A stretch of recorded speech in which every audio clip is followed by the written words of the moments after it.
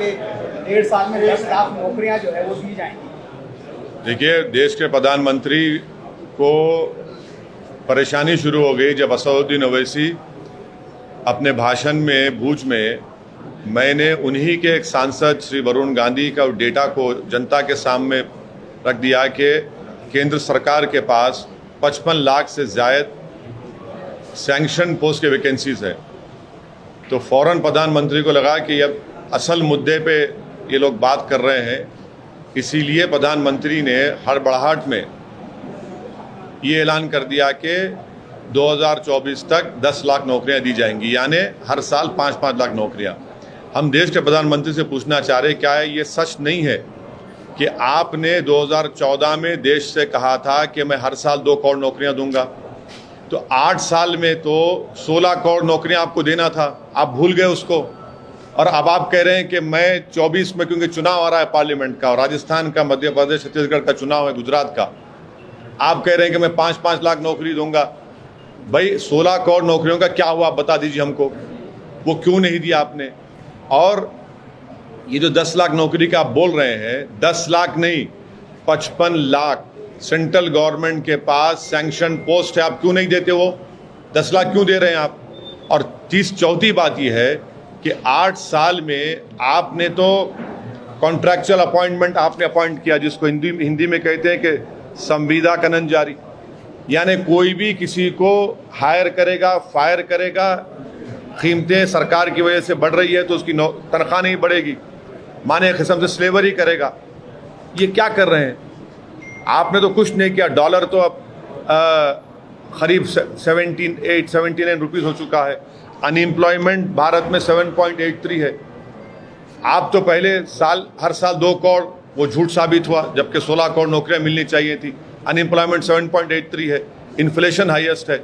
और आपके ही केंद्र सरकार में 10 लाख नहीं 55 लाख से ज़ायद वैकेंसीज है, उसको फिल करिए आप पूरा, इन्फ्लेशन को कंट्रोल करिए, उसके और बात ही नहीं होती। और ऐलान कर दिए, क्योंकि अब चुनाव है गुजरात के, फिर उसके बाद दूसरे कर्नाटक है, मध्य प्रदेश, राजस्थान, छत्तीसगढ़ है, फिर 24 में चुनाव है, तो अब कह रहे हैं कि 5-5 लाख देंगे। सबसे पूरे विश्व में, पूरी विश्व में अगर कहीं नौजवान युवा बेरोजगार है तो भारत में है, और प्रधानमंत्री ऊंट के मुंह में जीरा दे रहे हैं। सर, ये बताइए कि आने वाले फ्राइडे के दिन उत्तर प्रदेश की लोकल इंटेलिजेंस यूनिट का कहना है कि बहुत सारे बुकेट्स होंगे वहां पर। हाँ, तो पहले से घर तोड़ दीजिए पूरों के, आप अभी तोड़ दीजिए, अभी तोड़ दीजिए, पहले से घर तोड़ दीजिए ना, किस्सा खत्म हो गया। क्या वो जरूरत ही नहीं है आपको, आप घर तोड़ दीजिए। उत्तर प्रदेश के नहीं, उत्तर प्रदेश के चीफ मिनिस्टर तो सुपर चीफ जस्टिस बन चुके हैं, वो खुद अपनी अदालत में किसी को कन्विक्ट करेंगे और घर तोड़ देंगे। अभी से घर तोड़ दो आप। रूल ऑफ लॉ को तो बर्बाद कर रहे हैं आप। जो घर तोड़ा गया आफरीन फातिमा का, वो तो उसकी माँ के नाम पे था। आपने झूठी नोटिस दी, आपने झूठा कहा कि पहले नोटिस दी। आपको कोई इख्तियार ही नहीं है घर तोड़ने का। अगर है हिम्मत भाजपा वाले, तोड़ना टीनी का घर, क्यों नहीं तोड़ते आप? उस पर तो 5 लोगों की हत्या का इल्ज़ाम है, सुप्रीम कोर्ट ने बेल कैंसिल की। ये खुली नफरत की मिसाल है मुसलमानों के खिलाफ, ये खुली नफरत की मिसाल है। कलेक्टिव पनिशमेंट भारत के मुसलमानों को दे रहे हैं भाजपा वाले, और पुलिस स्टेशन में ले जाकर पुलिस लटों से मारती है, और भाजपा का एमएलए बोलता है रिटर्न गिफ्ट है। हाथ तोड़ देते हैं, बच्चों के पैरों पे, सरों पे मारते हैं। ये पुलिसिंग है आपकी, ये आपका ह्यूमन राइट्स का ये मामला है आपका।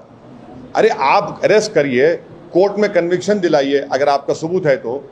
और झारखंड में आपने 15 लोगों पर गोली चला दी, 2 मुसलमान बच्चों की हत्या कर दी, एक के जिस्म में 6 गोलियां। क्या हो रहा है ये?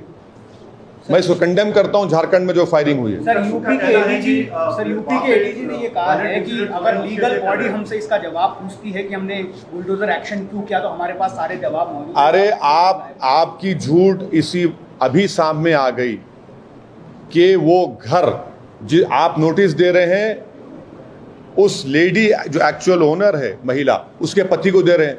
आपकी झूठ ये साबित आ गई, सामने आ गई। दूसरा आपकी झूठ ये कि टैक्सेस दिए जा रहे हैं, ये आपकी दूसरी झूठ। तीसरी झूठ, आपके कैमरास थे, लाइव दिखा रहे थे, हथियार दिखा आपको। अच्छा, अगर हथियार मिला भी तो सीन ऑफ ऑफेंस को प्रिजर्व करना चाहिए ना। आपने उसको भी बर्बाद कर दिया।